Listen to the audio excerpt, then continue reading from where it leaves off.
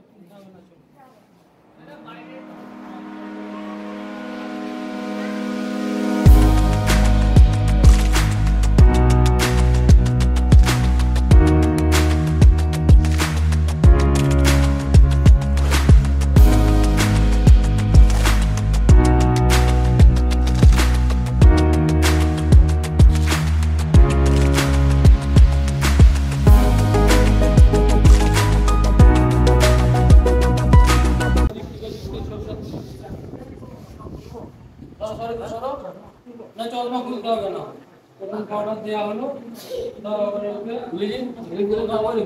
গুলে ওটা না, এটা ধরো তুমি প্রোটিন পাউডারটা গুলে খাবে, ঠিক আছে? এটা জল দিয়ে আর তোমার দুধ দিয়ে যে কোনো সময় একটা টাইম খাবে, গুলে খাবে, জল দিয়ে গুলে খাবে, ঠিক আছে? যাও। আমাদের ক্যাম্প চলছে বন্ধুরা, আমরা ক্যাম্পের প্রায় শেষের পথে। আমরা এখানে যে ক্যাম্পটা করলাম মানুষের মধ্যে কেমন সাড়া ফেললো সেটা একটু জানবো। তো এনাকে পেয়েছি। আমাদের ক্যাম্পটা কেমন লাগলো বলো? ভালো লেগেছে। আগামী দিন আমরা করবো আরো এইরকম ক্যাম্প। হ্যাঁ, ঠিক আছে।